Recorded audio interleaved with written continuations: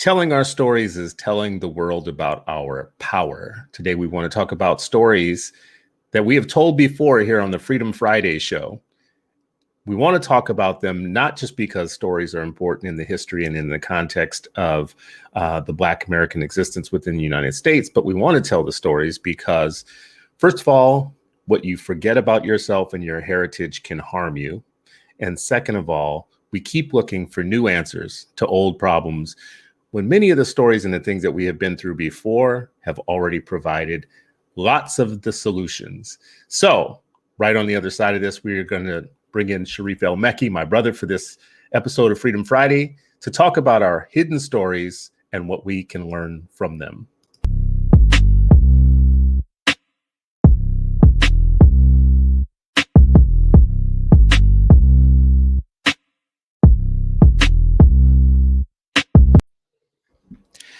Good morning. Welcome, family. It's another episode of Freedom Friday. Today is Friday, and you are still not free, but hopefully you will be free after an hour with Sharif El-Mekki, my brother, and me. And let's get to it, brother. How are you doing this morning? Hey, man. Good morning. It's a good day. Good day. Beautiful Friday. Always glad to be here with you on Freedom Friday. So thanks again for inviting me into this space on this platform. And in this community that you've built over here. Bro, you hold it up. You're my educator homie. So you make Freedom Friday possible. I would like to say to our friends and family, we're going to rebrand this soon. Unpublic has run its course, and Freedom Friday will be rebranding this particular show. But I think one of the things is that because we meet on Fridays, it's always good.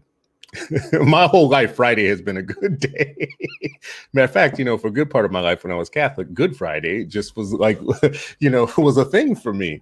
Right. Yeah, in our tradition, Fridays are the blessed days as well. So I loved me some Friday. Fridays. When I grew up in middle school, this was the only day off for school. We went to school 6 days a week. Friday was the only day off.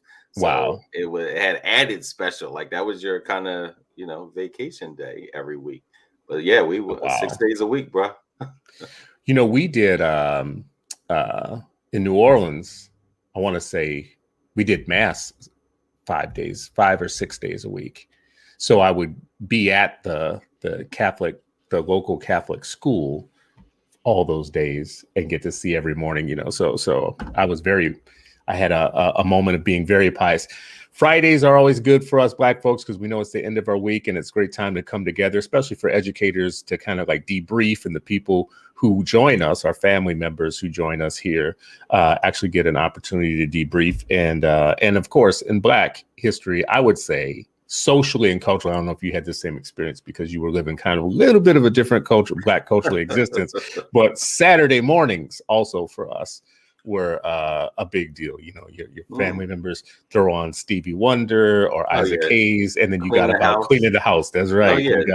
Stevie Wonder, Bill Withers, Earth, Wind, and Fire. Like I remember those days. Those were like incense, incense, Black Velvet posters, and vacuuming. That's my Saturdays. Our Baba, my stepfather, would make waffles and pancakes because half the kids wanted waffles, half the kids wanted pancakes. So Saturday mornings, man, was a beautiful thing. A lot of fun. I forgot about pancakes. I forgot about real pancakes, not the frozen ones. So straight from scratch, bro.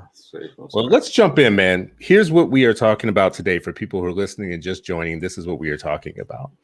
On Freedom Friday and on other shows, people often hear us talk about stories from history. And they say to me later, hey, that one story that you talked about, y'all never came back around to that. Or do you have a citation for that? Or can you give me a link?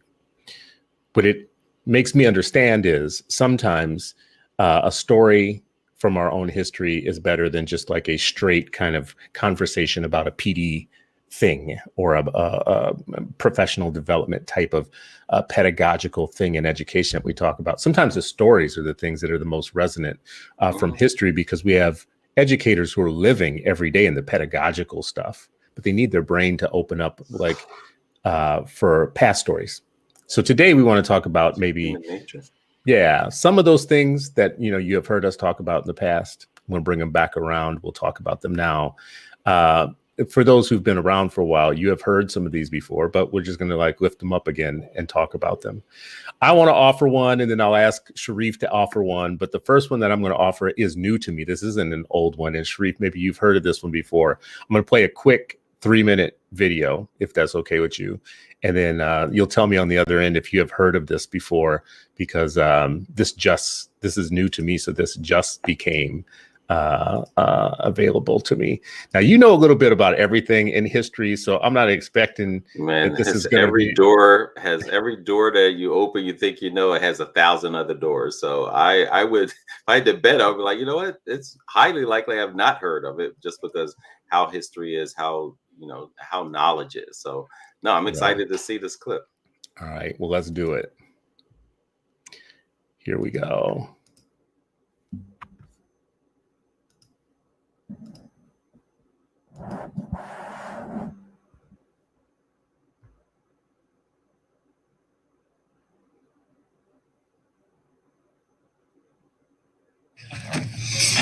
A San Francisco woman has published the first book on what she says is a little-known language developed during slavery. In tonight's Bay Area Close-Up, Belva Davis has the story of Gloria Milliquane, a woman who has spent years trying to preserve a language she calls Tut. Ai karainan saskapiekak tachutat safraluinan tatlalyak. Hashi square lalo. As foreign as the language Gloria McIlway is speaking may sound, it's native to this country. Tut is a language that was created here in America by American slaves. It's a system of reading that was secretly devised at a time when slaves weren't allowed to learn to read. And if they were caught, the punishments were terrible. In spite of the risk, mothers taught their children, and the language was handed down from generation to generation. That's how it was in Gloria's family. I learned to speak Tut language when I was very young. I heard my mother and her sister speaking it when my aunt would come to visit. She sounded the consonants and spoke the vowels, which is how you do in Tut. Because when you're speaking Tut, you're spelling the exact English word. You're simply spelling it by using its actual phonetic sound. So Tut became a way for slaves who could read to read aloud to those who could not. But more importantly, it became a way for slaves to speak to each other secretly. 30 years ago, the former office administrator started to research and study Tut seriously, and eventually opened an office in her home. The result is the first book ever written in Tut. Of the 1,500 books that I had in original print, I've sold about 700 of the books myself. And I also have a website. If you click on the little picture of the word Hello, you'll hear Hello. That's hello in Tut. Since her retirement, Gloria McIlwain devotes all of her time to spreading the word about Tut. I would like everyone to know that Tut language is here, its origins, the fact that it is a piece of American history, and that it is the type of information that shows how self-determination and self-reliance can come about and be used no matter what the circumstances.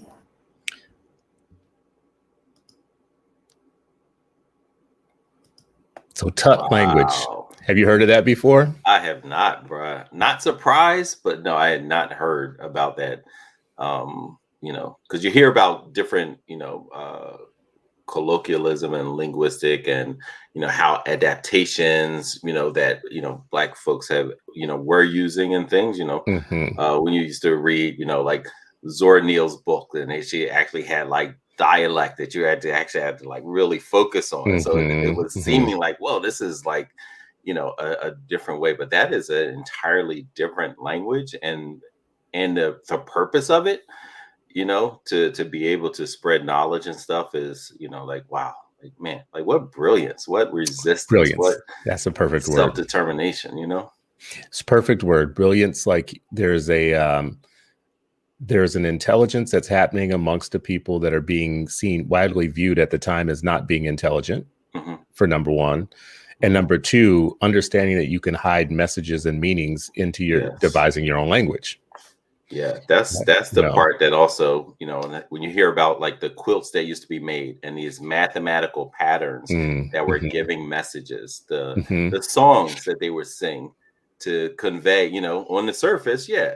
But if you have a deeper knowledge, then it's telling you something totally different. It's like, yo, we out tonight, way by the water or whatever, different hymns that folks would sing to convey messages.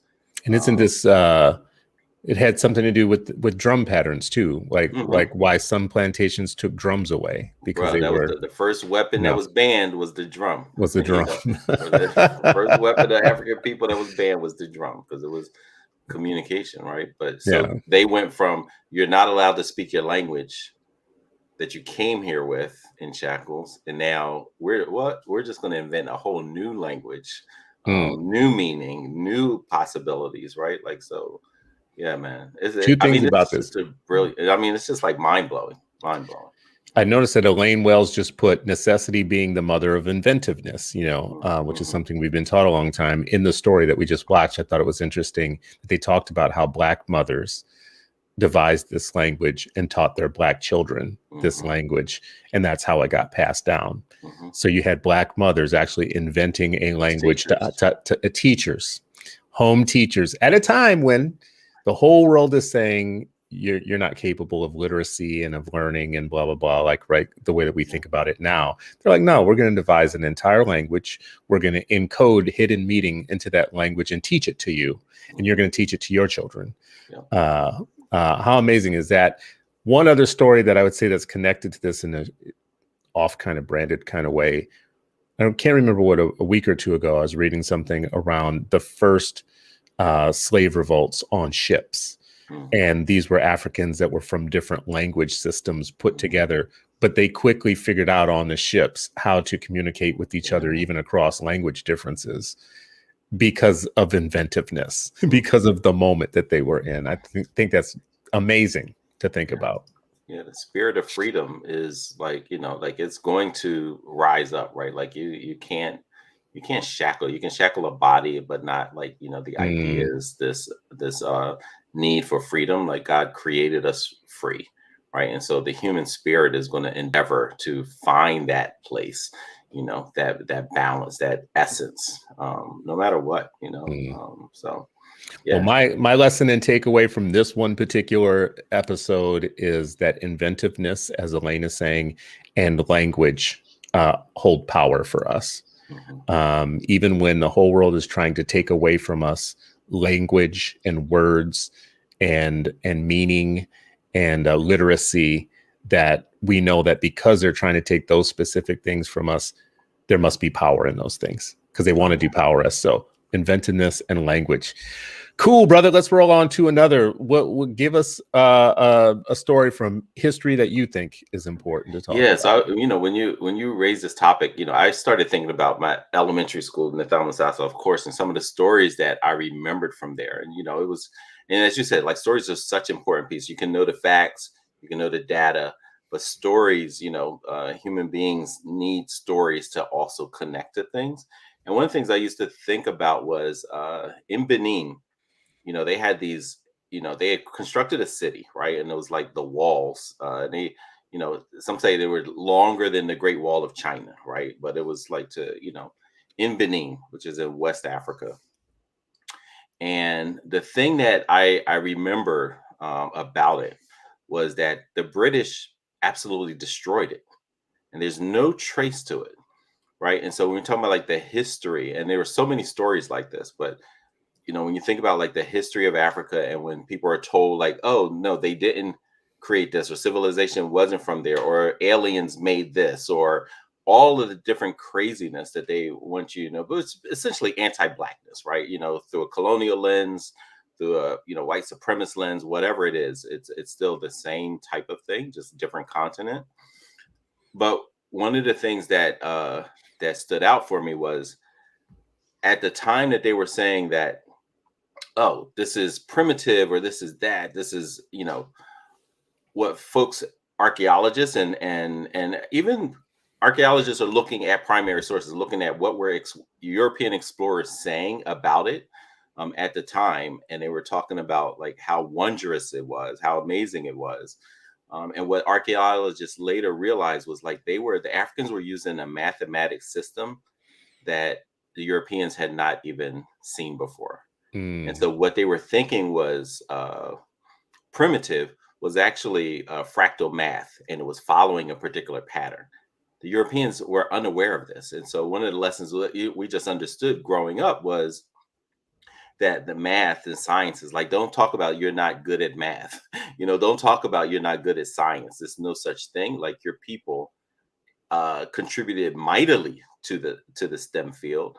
So don't, ignore those messages or, the stuff that you internalize about what your capabilities are. But the other piece that always stood out with me was the erasure. The fact that there's, that the British said, like, you know what, we're going to wipe this off the face of the planet, also speaks to, how history is written today. What people are doing in state houses reminds me of what the British did in Benin, and across the continent, right? Across the world. Like, it's not, one particular place that they, decided like, no, we're going to erase this. And, I quoted, who was it? Winston before. It's like, yo, history is going to be kind to me because I intend to write it. Right. And so those are the kind of things when you talk about like raising stories in history, if our students are aware, like, no, this is what was constructed. I don't use that phrase like, oh, we're descendants of kings and queens, because I'm just like, that doesn't logically make sense. No, everybody's not. There are a lot of folks who were, descendants of mathematicians and scientists and teachers and writers and things like that. And so just understanding what was in our history, what was snatched, what was demolished, what was erased, and what are they trying to, what do they want you to brand you with now? It's amazing. I haven't heard of this before, but you have to think about how far we've come from being able to be kings and queens and architects and laborers and workers in entire civilizations, where from top to bottom, from the lowest person to the top person, people of color and African Americans and Africans and whatever held all the positions. So there was no sense that we're ignorant. We don't know things. But we come to today where we have been rebranded throughout time and history. We've undergone a process of rebranding as a people. We've been rebranded as inferior and ignorant and lowly and not capable of contributing to civilization and the Enlightenment. Devoid of culture, right? Devoid of culture, devoid of language, devoid of original thought. Jefferson talked about us as lacking emotion and a poet and poetry and blah, blah, blah. As if the entire world started after Rome and Greece stole everything that they knew from the continent, and the time before that didn't exist. And we're in a rehab period, reclamation. We have to reclaim ourselves. But you just said fractal math. You just gave this story. I didn't know anything about it, but as you're talking, I'm thinking about it or whatnot. And, this is talking about the designs in cornrows. And I think this is what happens in culture, history, heritage, and in nature, which is that God leaves you traces and patterns of things. Like if you have pattern recognition, you can find your way home with pattern recognition. That's how you find your way home. They're patterns. For those who reflect, right? Yeah. For those who reflect. But think about the fact that in the pattern of cornrows, that are mathematical patterns, by the way. And as people are doing this with art and culture and math being employed with their hands as they're doing this on the heads of people, that we still have to fight hair cases in school, public education, right? Crazy, yeah.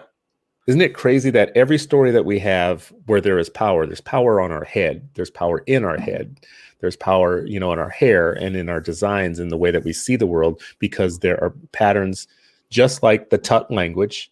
There are hidden messages and meanings from our ancestors to us in all the things that we do around us.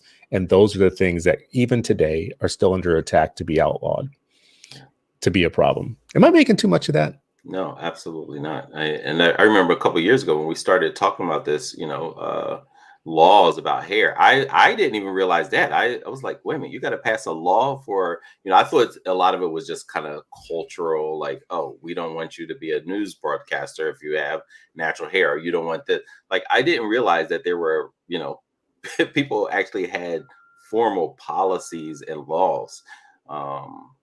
That people are still fighting today to get rid of. Absolutely not. So no, I don't think you're making too much of it at all. I think this is exactly a part of it. And this is why all the forms of resistance against white supremacy, they're all connected. They're all connected. Yeah, it's sad to see the National Parents Union, excuse me, some of our friends in the National Parents Union not long ago were fighting a case where 2 teachers had cut off the hair of a student, in school or whatnot, and just left her kind of like butchered, the hair. You're just incredulous. Wait a minute, that's real life. Like somebody had the audacity. Some of this stuff, man, you hear about it and it just, it makes, I'm just like, it's different forms of racial stress, right? It's the stress like of going through something, but there's also the stress of feeling it, viscerally. Like, how many times have you heard stories that you had such a visceral reaction that it most certainly took a couple ticks off your heart? How many times has that happened over the span of your lifetime as a Black man in America? It's infuriating. And it seems to happen to us with such regularity that we let it go, that we just kind of like, we're like, that's life, or we fight it. Of course we do fight it, but not with the level of aggression, because by now we're so used to these type of just crazy affronts on our people that we let it go. So anyways, I'm going to go back. I'm going to keep this. And I love this example, fractal math. My takeaway from this story that you just gave us really is this, which is that we have been rebranded out of the things that out of the learning and the knowledge that we once held for the world, and we do need a way home. And recognizing patterns in our story, in our culture, in our heritage, to me, is the way back there. That is the road back. That's the super highway back to self. The super highway back to self is paved with the patterns and the steps that took us to get here, and the record, the public record. Yeah.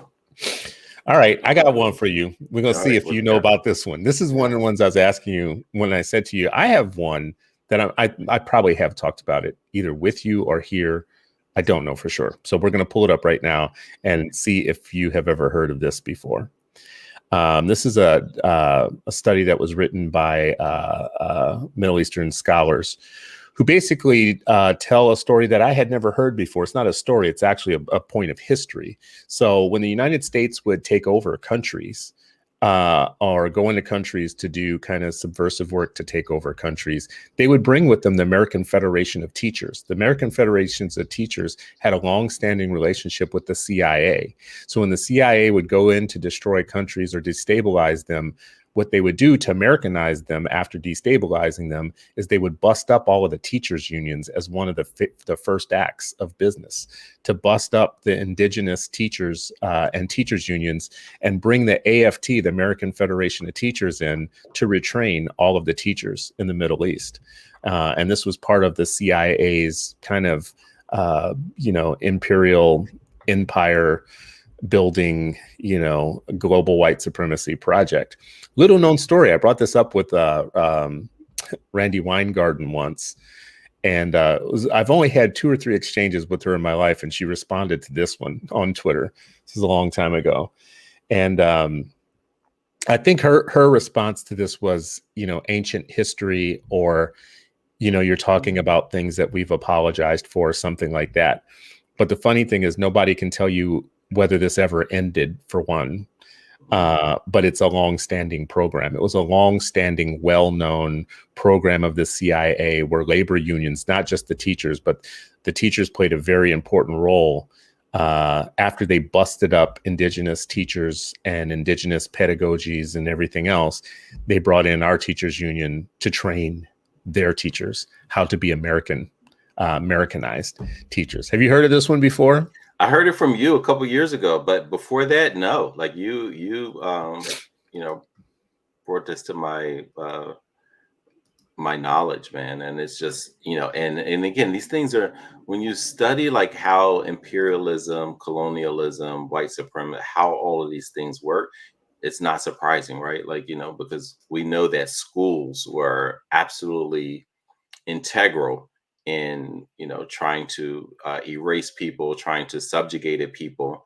You see it in these states, united in racism states. You see it in, across the world when people were, subjected to things like that. So I'm not surprised, and it just, what elevates for me out of this story is one, like the educators, teachers who are, conscious and justice oriented, like they have to be the vanguards, because those are the things that are happening, right? Like when you read the stories of Mildred Taylor, right? And the teacher, she gets fired because she was participating in resistance against oppression, and she got found out about, and they fired her, right? Like, and this is a children's book, but it's a message in there that's consistent with, oh, we're going to take over the world. First thing to do, like, oh, let's brainwash these babies. Let's brainwash the children. They're, it's that saying about the hand that rocks the cradle. It's the mind that leads the classroom as well can be just as pernicious or empowering. That's deep. The hand that rocks the cradle. You know what that makes me think about? Well, all of these things make me think about the same thing. The control of education is the control of a people. So I never made such a direct connection between, like, taking over a country, going somewhere else in the world, taking over a country, and seeing education as one of the things that's like top on your list. Like that. Man, that's better than a bullet. The bullet kills someone. The bomb kills someone. Yeah. This one drafts someone into your line of thinking. Yeah. And you have said this before too. What is the thing about if you, a person who you're trying to enslave or oppress, if you train them well enough and there isn't a back door, what's the quote on that? They'll create the back door. Create the back door. Yeah. So they'll demand one, and if it's not there, where's my back door? Where's my back door? I'm supposed to be subjugated. I'm not worthy. I'm less than you. I am. And you hear it, how we talk to each other. As when people are when their mindsets have been conquered, that's what happens, and that's why the resistance is so important. That's why the resistance has to be nurtured. The same way they're after our kids, we have to be after our kids even more so, right? Because we know, like, part of their arsenal. Steve said, Biko said it in South Africa, right? The most lethal weapon in the hands of the oppressor is the mind of a child, the brain of a child, right? Like that is that. So if they're rushing, they say, like, this is part of our arsenal. Say that again. That's a Biko quote. Yeah, Steve Biko. Okay. Something, and that's not the exact quote, but it's basically, and I'll pull it up. The most powerful weapon in the hands of an oppressor is the mind of a child. Yeah. Wow. I'll pull it up. I want to show a picture of what this makes me think of, if I can find it here really quick, because I think this story kind of relates to the same thing here. So let me share my screen on it really quick. That is a deep quote, though. It's the most potent weapon in the hands of the oppressor is the mind of the oppressed. So, yeah. So, the using systems as a way to get to a people, the education system is what that is my takeaway from this story that we just told with the American Federation of Teachers, the CIA, working together. When you go into a country, you retrain the teachers, because what you just said, the hand that rocks the cradle is probably the one that's going to put down revolutions. In the United States, of course, control of public education and education has always been a way to ensure that Black people never become radically educated to their existence and their being. And as of today, it's still seen as the mainline system for, if we can control the thoughts and the memories and the lessons and the pedagogy within this system, if we can rewrite history and whitewash it, make sure that we bleach all of the lessons and the lesson plans, if we can make sure that the history books say that slaves were happy and well cared for and they were just whistling workers who used to have fun as they worked or whatnot, that is all in line with this last story that we just told. It's the same thing. He who controls that. But I do want to show you something. This is a story. So a couple years ago, actually not, it's been since 2015. I'm going to add this to the screen. In 2015, my family went down to New Orleans, spent some time in New Orleans. One of the places that we went to was the Whitney Plantation in New Orleans. And it was a kind of an excruciating visit. Number one, because I felt like I was having a slavery flashback, because that Louisiana heat with all of the humidity and everything. This is not an air-conditioned tour. This is not a clinical, exploration. This is the actual plantation. At the beginning of the tour that we took, the tour guide said to us, "We are not going to sugarcoat this for you at all. The Whitney Plantation is one of the few plantations that tells the stories from the perspective of the enslaved people, not from the perspective of the masters and in the master's house. So it's a different experience." And she said up front, y'all might not be ready for this. Some of y'all not be ready for this at all. So whatever. There were lots of things to say about what we saw there. There were hot boxes made out of steel that, in that sun, that heat that we were in when you went in them, they were just basically ovens, and they would put you in there if you were indolent in some way, shape, or form. But the thing that got me the most is this statue. This statue is of a winged Black mother with a baby. And in this area of the Whitney Plantation, this was the graveyard for babies that passed away.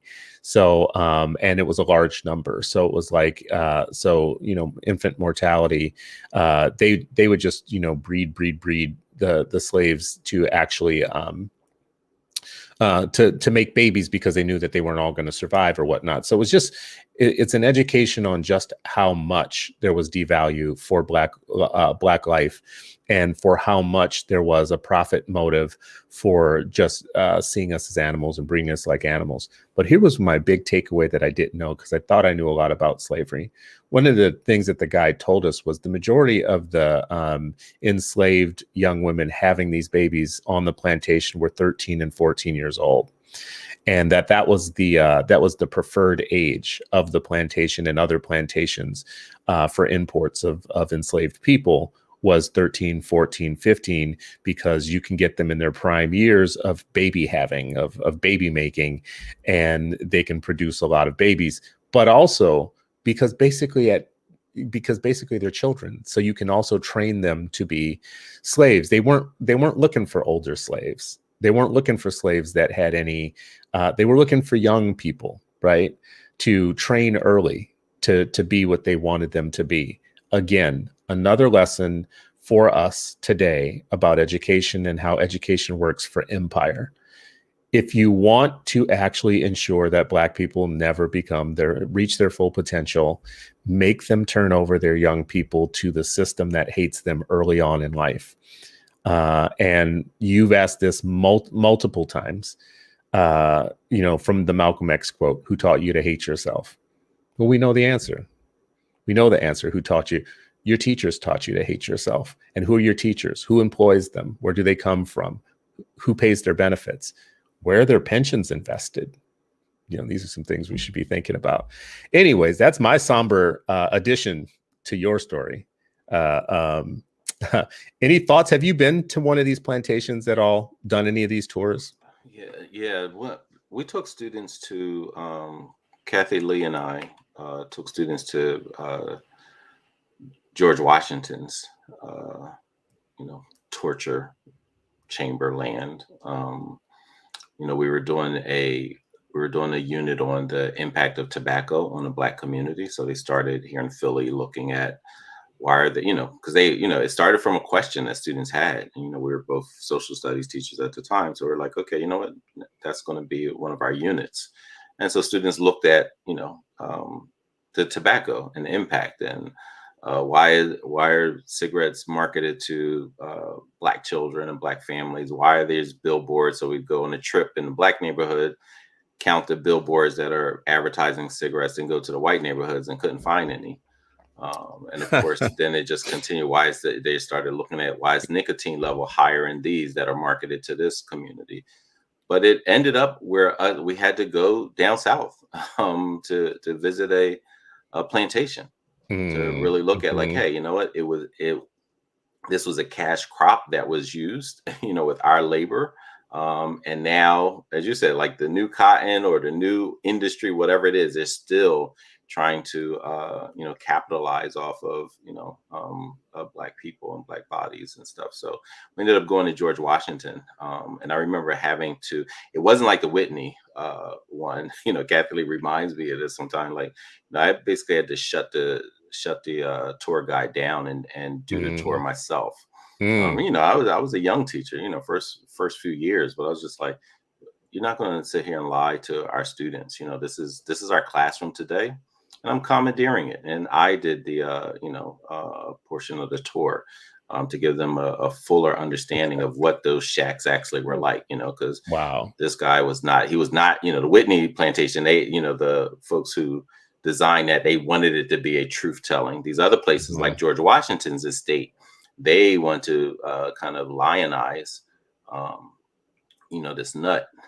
They don't talk about like, oh yeah, all these myths that they love to have, like, oh, George Washington, never told a lie and he had wooden teeth. No, he had teeth extracted from Black people, yanked out of their mouths, and created dentures. So just imagine, like, someone yanking your teeth out to give it to this nut.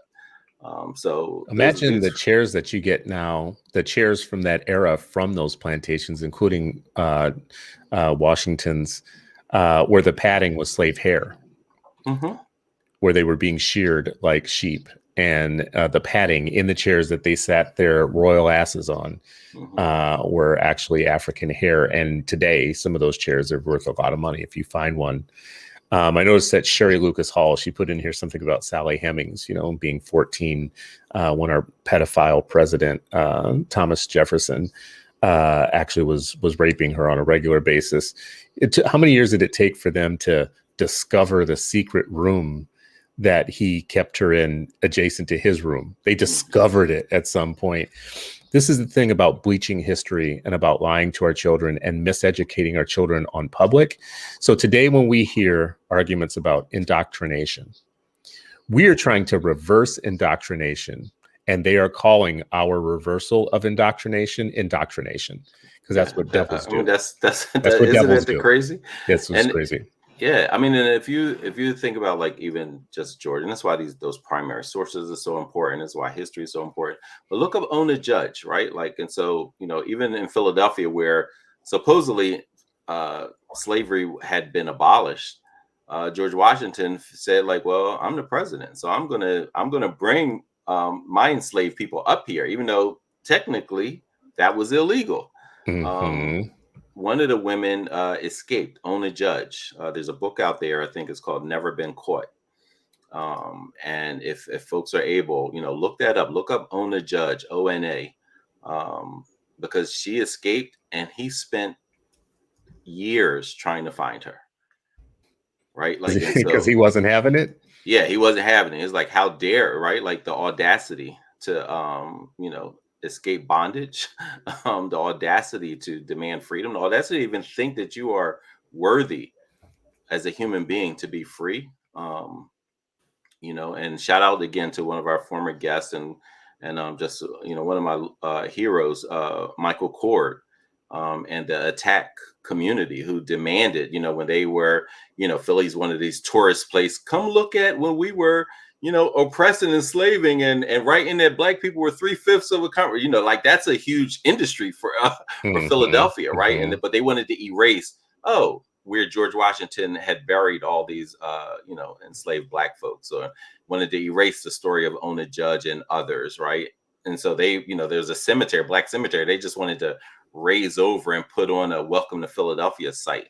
So, Michael Kort and the attack community, my mother amongst them, just like did some brilliant work of resistance, and saying like, nah, you're not going to erase this. Yeah, tell your story, but you're going to share this part too. You're going to respect these human beings that were brutalized on this very soil. And they didn't do everything that they should have, but it is acknowledgement when you come to the Philadelphia Welcome Center of like, oh yeah, on these very lands, This is why it's important to fight for structure and for information. Those two things, structure and information. So what you just said, no, when you come here, this is the information you're going to receive in the structure. We're going to structuralize it. We're going to put it in a physical situation. And that's what we're fighting for right now, because people are pushing back on exactly those things. They want to take ethnic studies out of the law. They've been fighting this for years in California and Texas and New Mexico and other places, Arizona. They don't want you to learn that stuff. They don't want to be part of the structure of learning. Like learning is a system. Learning and publicly funded learning is really a system. So what they are saying is we want to fight over how that is structured, and we're losing that fight right now. Yeah. They want to go back to written right into law. They want to write into law there's only one way of viewing America. That America is a country of inestimable whatever progress, and just like we're always striving forward. Yeah, and we have to, and I think sometimes it's this geographical sense that the North or the Northeast was better, like all this horrific stuff, and that's why I always go back to Malcolm's quote, like Deep South is everywhere south of the Canadian border. So stop thinking that Mississippi was one way. Philadelphia has it's still called the Congo Square. Like this is where people were enslaving African people. This is where the ships would come, and it's that's a sector. So we would I remember my brother would take he teaches chess. He would take them, even though they're chess players. That's one of the places he would bring them, and so like, hey, I want you to understand. Chess is life, and you have to understand the history of this city to understand the history, to understand the context of today, and understand what you have to do as informed, freedom-loving citizens to do. So Congo Square, George Washington House, those other colonial areas, the Underground Railroad, the Johnson House, where Harriet Tubman, William Still, and others, coordinated efforts. All these things are absolutely important. I wish we had a national program that, how like some Jewish students and Jewish people take trips to Israel, and how some religious folks take trips to whatever the capital of their particular major religion is, or some not necessarily religions or thought systems send people just on a journey, like as part of their regular life.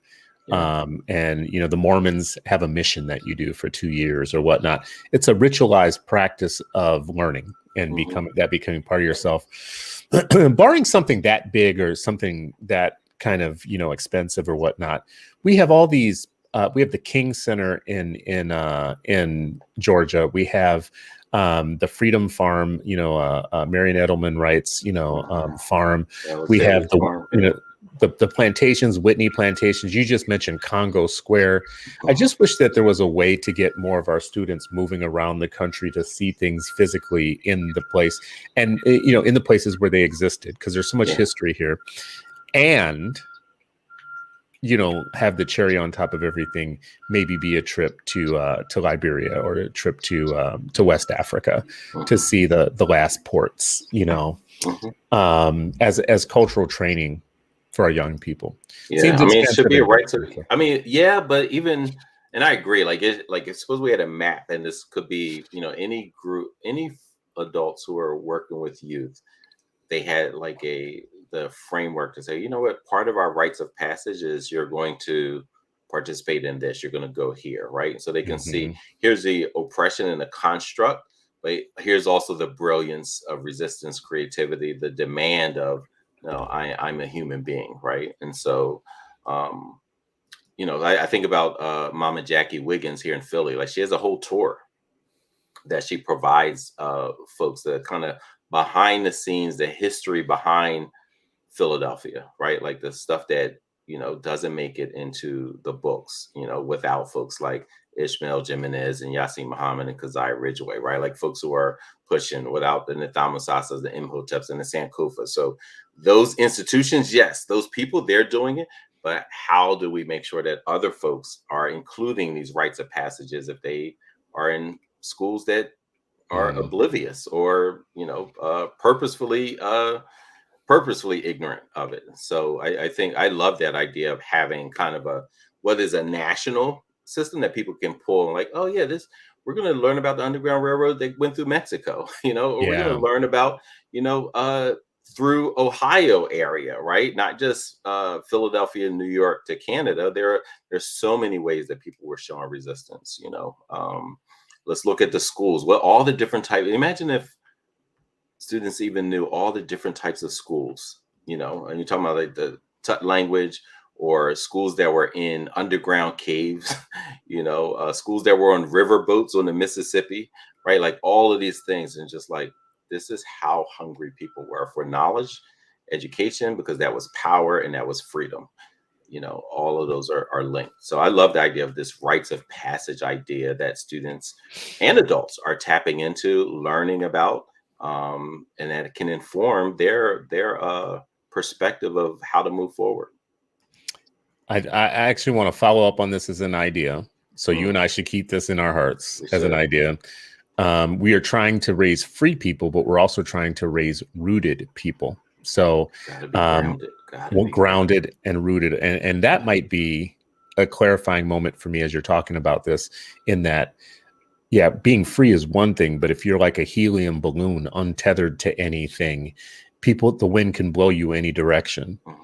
And the wind have a level of consciousness, right? Because that wind is coming, and that wind is that anti-supremacy, right? Like that you will internalize if you're not grounded in something, right? Not to, as the brother said a while back, not to prove your humanity, but definitely to be able to defend it, even from anything that you ingest. And the defense, the intellectual defense and the spiritual moral defense will come by your confidence in what you know. And the further back, this is our thing about looking at the patterns and the fractals, looking at the passages, ways, you become much more confident about who you are in the standing of the world, and less likely to fall for a devil's lie when God has told you the truth about yourself, your people, your path, and all that, right? Bro, if I'm a student, and I was this student, right? Like, and we had a whole community of folks. If I know about the Benin Wall and the fractal math and just the length, size, sheer amount of work that it took, if I knew about the pyramids, I'm not even talking about the Egyptian pyramids. I'm talking about the pyramids that are in Kush, right? In Sudan, because a lot of times, one group of pyramids get play in, North Africa, but in the Sudan, those are ignored. Like, there are 100 pyramids probably still standing in Kush.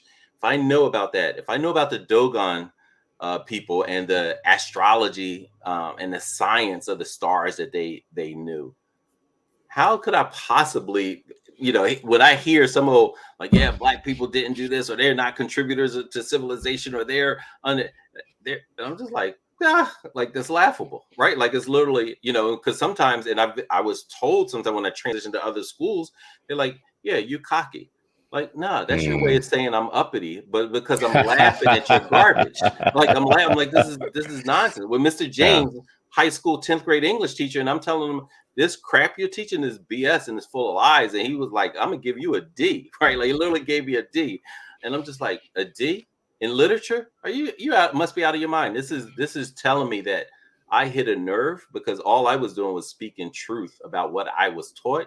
And what you're teaching is laughable. Like, you should sit down in the back row and let me teach the class.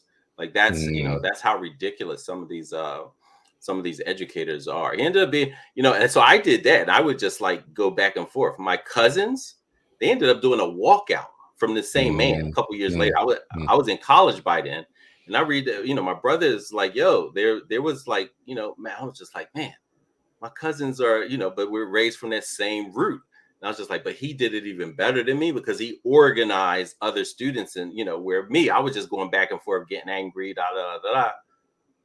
They organized a walkout and ended up having that Mr. James removed out of Overbrook. Mr. James being removed is a structural change. Students standing up and exercising that and feeling that in them or whatnot is one of the best lessons ever. To be able to participate in that, that's a lesson in itself. Oh, absolutely, man. I'm in college. I'm just like, man, I'm so proud of them. Because a report actually ended up covering this. Just like, that's reminiscent of. I remember in the Thelamo, we would actually commemorate the 1967 walkout. Now here they were in, 89, 90. Doing a walkout, right? And I was just like, yes, teach the lesson. Well, and this is something I learned in listening to that story. Here's the connection that I make. And I'm always like in these discussions in the moment, I'm looking for what's the connection here to me to help me, kind of solidify my knowledge. When we talk about Black studies departments in colleges and ethnic studies and the addition of more peoples, the study of more peoples, not just the studies of white American peoples, but the study of more peoples, that came from student protest, that came from shutting down buildings, entire college buildings. And, I think the first Black studies department was in San Francisco State. And now those things are under attack now. So when we talk about some of the new kind of national movement that we're seeing around memory laws and trying to reverse the so-called CRT stuff, one of the main funders of that is a guy who has been fighting the addition of Black studies to colleges for years. He's literally put money into trying to get Black studies, ethnic studies, LGBTQ studies, feminist studies out of colleges. So that's where this is coming from. Right. Wow. And those things were put into place because different peoples, non-white peoples demanded to see themselves and learn about themselves and to have everybody learn about them. So that's where it comes from. I got one, go ahead. No, I was just going to say, and then he has bed partners like Diane Ravitch, who stands against ethnic studies as well. While we were talking about this so-called anti-CRT hysteria, and we have the capital CRT, critical race theory. We got the lowercase, which is just culturally responsive teaching, right? It's just that's the lowercase CRT that folks like Diane Ravitch, that if I see one more Black college professor assigning her books as reading in the education department, I might throttle them. One more time. If I see it one more time, you might get throttled. No, you may not have heard this podcast, this promise, but stop it. If I see one more person of color write a book and have her endorse it or write a chapter for it or write, an endorsement of it, I'm going to have to question my people's ability to think critically, because Diane Ravitch fought bilingual education. She fought multi-ethnic education. She fought Afrocentric education. She basically fought for what anti-CRT people are fighting for today, which is a general education, a whitewashed Americanizing. She was big on schools are supposed to bring everybody together and Americanize them with one story. And of course, in her mind, that one story was a list of authors that rang true for her, like Thoreau and Frost and others. What the default is in those kind of situations. Yeah. So, and she thought Afrocentric education was fantasy, was teaching kids. She said something about teaching kids unearned racial pride over facts and facts of history, something like that. That was her, quote about Afrocentric education. And yet people on the left who just, love her to death and follow her for it. I follow her for other things, I should say, and let her get away with this piece. She's never reversed that, by the way. Nah. She's never reversed that. So people who, she used to be reform and now she's not, blah, blah. No. Diane Ravitch and a lot of people like her are still cultural chauvinists. That's why she talks so confidently about what's best for us. She doesn't have a hint at all of humility in the way that she talks. She knows everything. She always has known everything. Imperial Queen. Imperial Queen. The imperial mother who knows everything, the white mistress of the plantation, and you have all these people of color and Negroes just dancing around her, thinking that she's like the second coming of kind of like, of wisdom for all of us. And we got to challenge the left and the right on these things, because I say it all the time, the left wing and the right wing are still attached to the same bird. Bird, the more they keep flapping their wings, the more that bird stays in flight. So we're the only fools out here choosing one of the wings, thinking that we're doing something. That right? Like, so yeah, my wing is better than your wing. Fool, those wings flapping together at the same time is what's keeping the same bird in the air. Right. Same bald eagle, right? Same bald eagle, keeping that thing in the air and just flying just perfectly, stealthily through all racial progress that we have. I know we're coming to an end here. I wanted to get to this other story. I'm going to raise it just quickly, but this is something I wrote, and it was on your blog. Mm-hmm. And it was called "The Death and Life of Black Voice in American Public Schools." All this was really about was what I call the Alamo. I call this the Alamo of Black education. This was the UFT Teachers Union in New York fighting against the Black community for the takeover of schools. The real community schools. By community, I mean the Black community saying, excuse me, we have had it with waiting for you all to integrate and to fix the schools and blah, blah, blah. So Black people took over their schools in Ocean Hill, Brownsville in New York. And over a period of time began to recreate the classroom. They had a whole bunch of Afrocentric teachers, Puerto Rican teachers, teachers of color, and a lot of white Jewish teachers, young white Jewish teachers from all over come in and just take over the schools and start changing the lessons for the kids and whatnot. This is what gave you the AFT. This is what made, this is the story that made Al Shanker, the father of American, the father of modern American teacher unionism. This is what made him a star, because he shut down the entire city of New York, all of the schools, 1 million students, so that he could break the back of this one Black community, because they transferred out 12 racist teachers that didn't want to teach the kids and didn't want to teach there. And the community and the community superintendent transferred them out, not fired them, transferred them out back to the main system. And that became the rally cry for Al Shanker to rise as a star. The aftermath of what happened during his strike, teachers from various stripes came to teach at these schools to keep them open and running for the community, and the community owned the schools. There was lots of different support there was widespread support for this community to run their own schools. And he knew he had to break the back of that. He appealed to the white masses in the city to break down these schools and to fight for the rights of white teachers over the rights of the community to educate itself, and he won. And that is what gave birth to him as a star and made the teachers union so powerful, not just locally and nationally. And in the coming years after that, he amassed millions and millions and millions of dollars of increase for those teachers.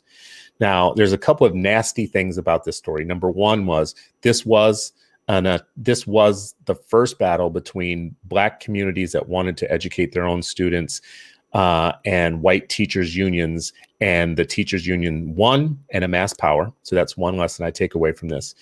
Two, his big brilliant plan was to then unionize Black para workers and underlings to help them become teachers.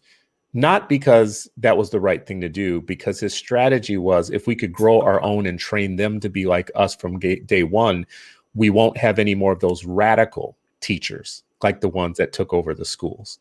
That was literally his kind of devilish way of looking at this.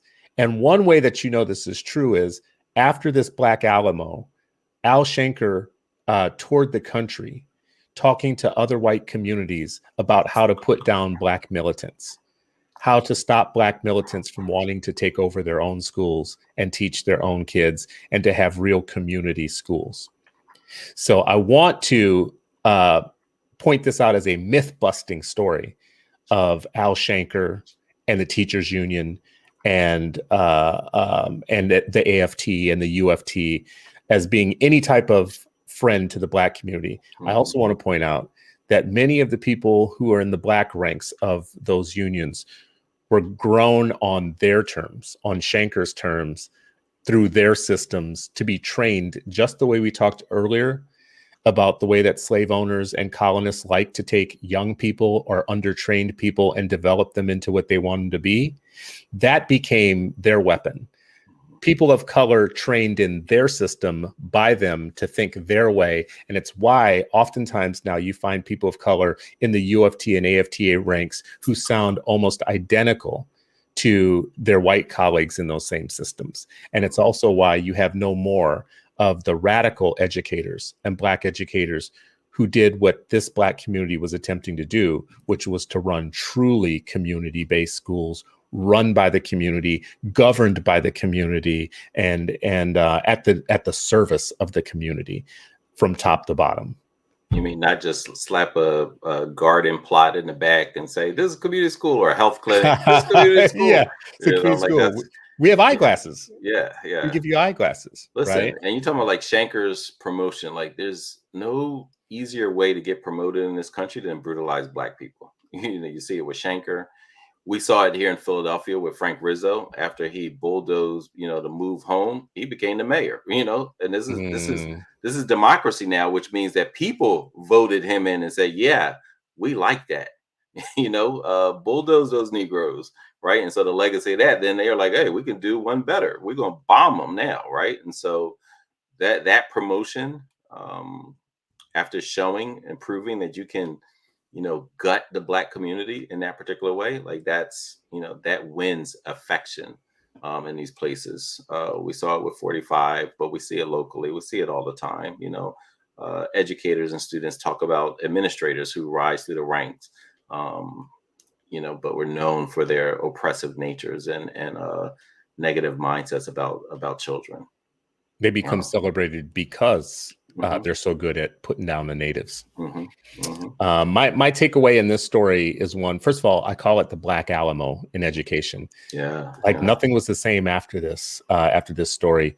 I linked this to all of our other stories. We talked about it today, which is the white fight to control the systems that educate us. Is their main strategy for making sure that we remain subservient.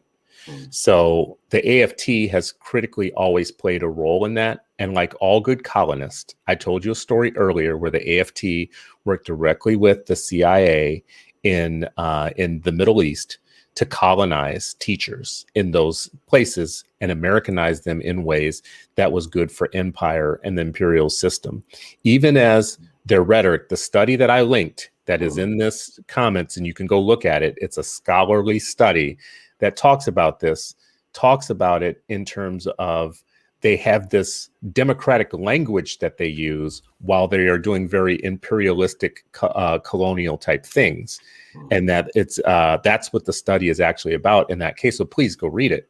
And if we think about today, where you have people like Randy Weingarten, who has paid off all of the civil rights organizations.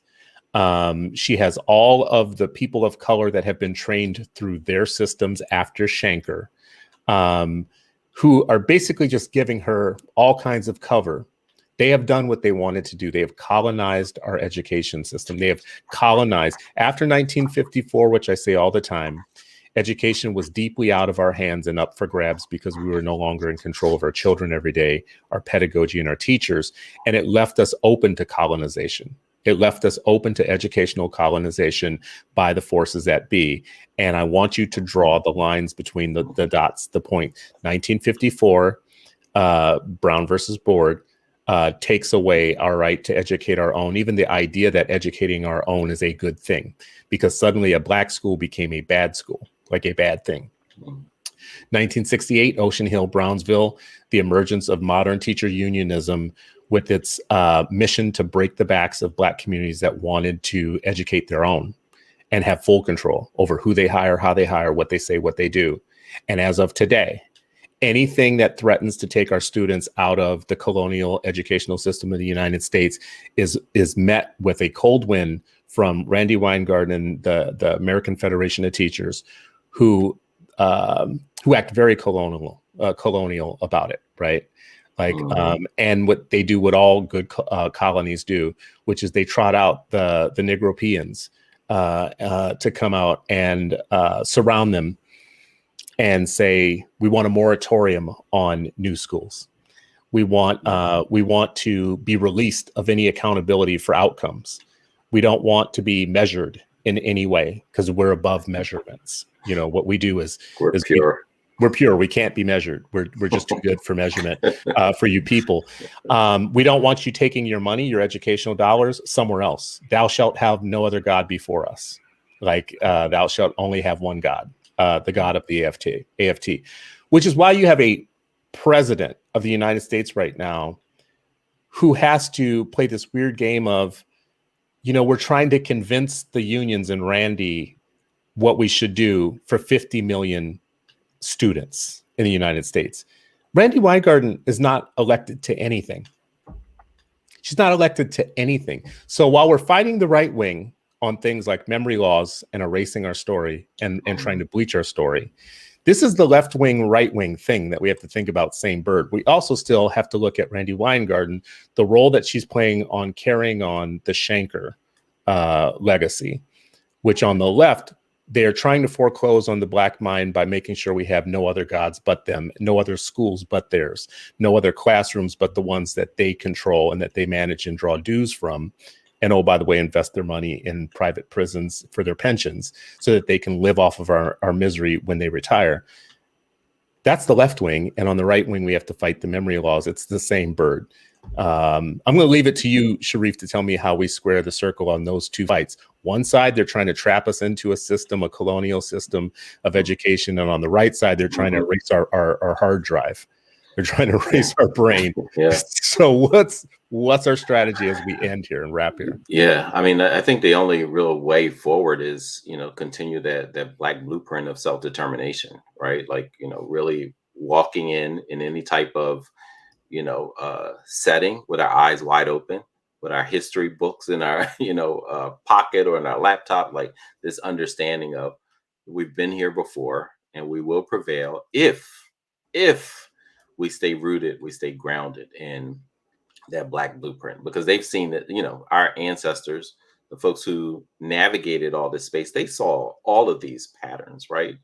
And when you look at who this intellectual genealogy, right, and you're talking about like Shanker and wanting to raise a group of folks, educators, to resist the radical educators, to resist the community-based educators, to resist the anti-racist educators.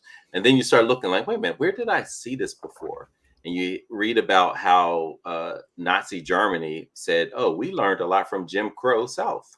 Mm-hmm. Or when you see police departments here who were learning from apartheid South Africa cops. Right. And you start seeing like, oh, they're exchanging information on how to subjugate. Are we exchanging information on how to liberate? That's what we have to do. That's that's the protection, you know, of our children.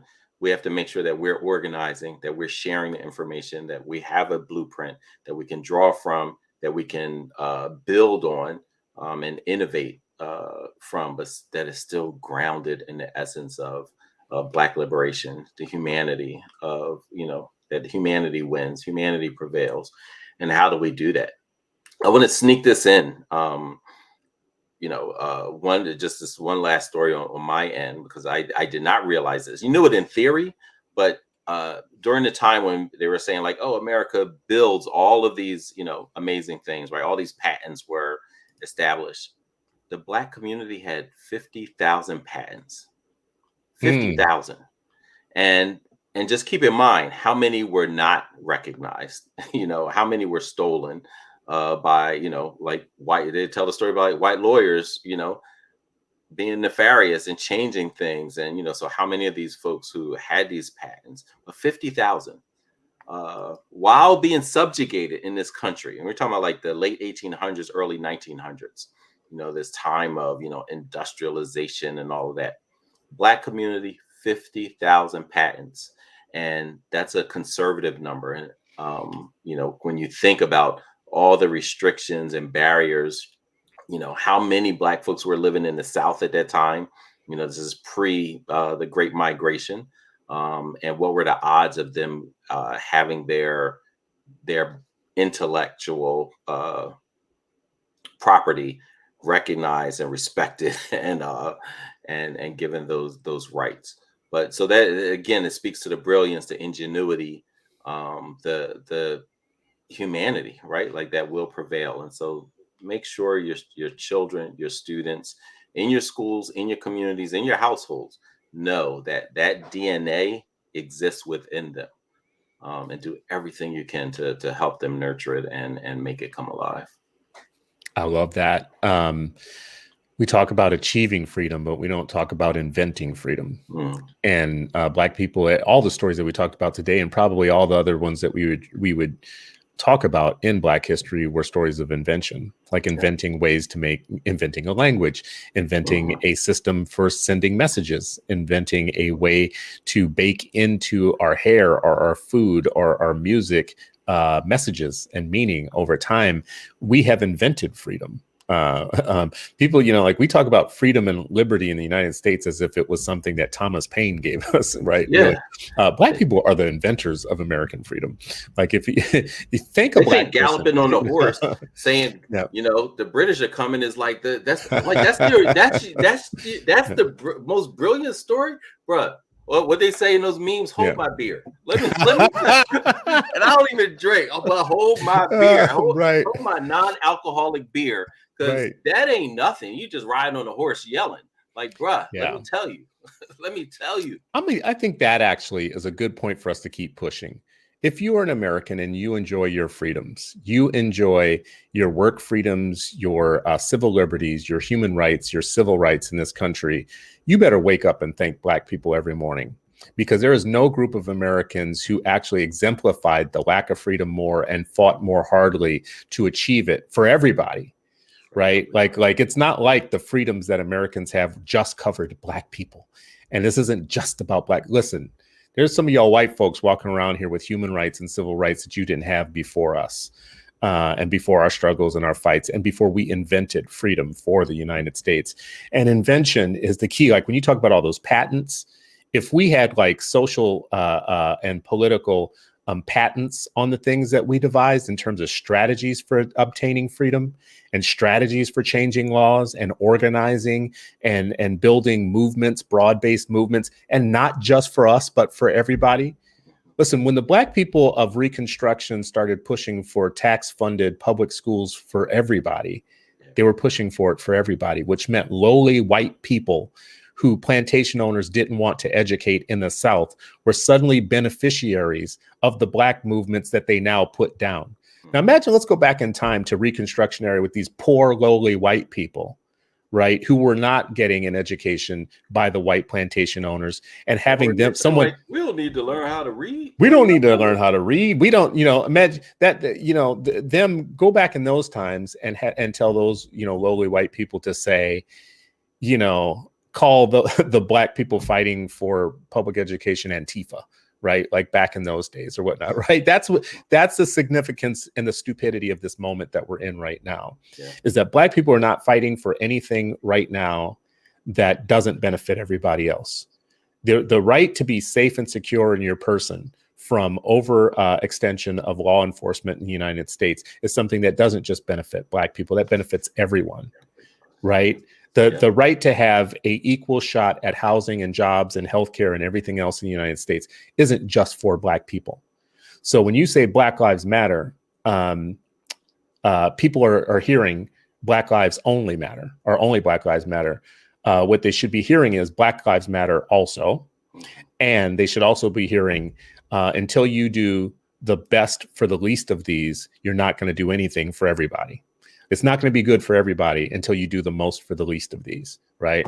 So anyways, that's my soapbox for today. There's only one group of people in this country, short history of this country, that has used and applied only across all the policies and all the laws. There's only one group, right? Wow. And so, you know, for them to try to insinuate, right? Like that's, you know, we're talking about like projection. It is projection to the 100th power when they go through like, oh, this is what you're trying to do. Like, no, we're actually, yeah, so true. Yeah. Isn't that the primary strategy projection? Like, we don't want our kids indoctrinated. Fool, you've been indoctrinating our children for years. Yeah. We don't think one group should be made to feel bad by what they learn in school. Fool, that has been our life in your schools, right? Yeah. We don't think that one group should be taught that they're better than another group. God, what? What? Yeah. What? But projection. This is what they do. This is what they do. This is what they do. Well, only education will get us out of it. Sharif El-Mekki, my brother, thank you so much for your contribution to this, which is things like freedom schools, changing structures by like, for instance, changing who teaches our kids and how they teach our kids. And I think the pathway home, I'm always looking for the road home. So if we lost all of our teachers in 1954, the road home has to involve us getting our teachers back again. Right? Yeah. Like, it doesn't, if the road, you know, if we've lost control over the community's ability to govern our own schools, the road home should lead us to governing our own schools again. Right? So anyways, thank you, brother. Appreciate you. No, appreciate you, man. This has been a classroom again, but I really appreciate these lessons that you uplifted. Share this with your children. Share this at the dinner table. Share it with your communities. Tweet it out. Read the article links. I'll find a link about the patents and add that in there. There's so much history out there. Make sure our children know what's really happened, what's really been erased, and what we can do to bring them home. We got to start heading home too, you know? Yeah. Ourselves. We have to heal yourself first. To all our friends and family who did so many comments today in the comments section today. I can't wait to read them. I can't wait to read them. And I'm sorry I didn't get to as many of them. We were trying to get through a bunch of stories, but what I want to say to you and say to us as a collective, as a family, as a network, as a unit, as people who come together on a weekly or daily basis to talk these things out or hear about them with each other is your individual stories are so important, and white supremacy and colonial America loves to erase the stories, and we didn't have a digital trail of many of the stories of many of our people that have passed before us, and the ones that we do have on record, like the slave narratives that the United States holds within the Library of Congress.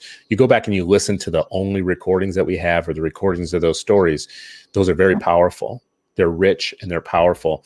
And one of our main methods of freeing ourselves and inventing freedom for ourselves, I think, is going to happen through our stories, and not just stories of old. Each one of you is a library. Each one of you and your moms, your grandparents, your great-grandparents are stories. We need to transmit those through our kids, but we also need to transmit them through each other and share. We need to create shared meaning with each other. And that's why I think it's important to tell these stories that we talked about today and share them and our understandings. Every time I talk to Sharif about any of these stories, my understanding gets expanded from what I understood it to be, because he adds more to it. And we just need to replicate that over and over and over again and have that be the thing that we do. So yeah, it's a circle, because that's definitely mutual, you know. So appreciate y'all. Everybody have a great weekend. And you know, this has been another episode of Freedom Friday, and you are still not free, but hopefully you're freer after an hour with us than you were when we began. Have a great weekend. Be blessed and do well.